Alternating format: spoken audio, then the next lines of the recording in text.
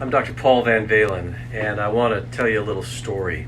Years and years ago, a land far away, someone you've never heard of would never know. I was a counselor in a university context, and a young man came into my office, and he was downhearted. He says he was exhausted. He's having a difficult time. He's not making it to classes. He just feels terrible. He's going to flunk out of his program. And so I said, well, I'm talking to him, and I said, so tell me, how much sleep are you getting? He said, oh man, I'm getting 5 hours of sleep, and I just need 8. And for some reason, I chose a very different approach to him. I decided I would be transparent within the first 15 minutes of the session. This is usually a no-no for counselors. We do not reveal ourselves to someone, but I felt that my story might have value for him. And so here's what I said to him. I said, look, you can do this. I went 6 weeks on 5 minutes to 40 minutes of sleep a night, and his eyes got big. And I said, I went to work every day. I was never late. Nobody knew that I was having this trouble except for some very intuitive people that picked up on it. You can do this. And when we get together next week, I want you to be able to tell me that you, at whatever level you can make yourself do it, you get up and you go and you get it done. I saw him the next week, and I said, so how did you do this week? He said, I got up every day, and I went to class, and I did my work. And I'm still not getting any more sleep, but I'm making progress. And I congratulated him. Sometimes a counselor is a cheerleader, and way to go, I'm proud of you.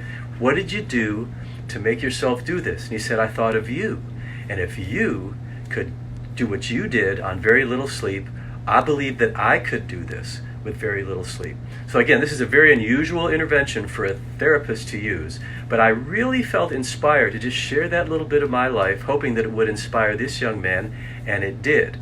One of the things I tell leaders all the time who are going through difficult transitions, which is what I do, it's nobody comes to see me if things are going perfectly well, and so they often, I listen to their story, and then we figure out how do we mobilize the resources we've got. And I will sometimes share stories of my own, but I'll tell them, look, when you get through this, you're going to have an awesome story, and God is going to require you to share this at some time. So you need to make it through to the other side, and then you need to figure out, how do I communicate clearly and concisely the testimony of what God has helped me through? And that's how your worst stories can be life-changing, redemptive stories when you get to the other side and you're willing to share them, which means you can't be ashamed of what you've been through. I have no shame that I went through difficult times, emotional struggles, stressful stuff. I'm actually proud of what I've learned about me and what I can do with God's help and with my team in spite of all that mess, which is the same kind of place we're in now. The stories you will be able to share from what you're going through right now, how you went to work, those of you that could, how you found something useful to do, those of you that can't, these are the stories we will tell our grandchildren. And when they say, tell us again, Daddy, when the world stopped, what was that like? Granddaddy, what was it like when nobody went to work? Tell me about that again. That just is an amazing story.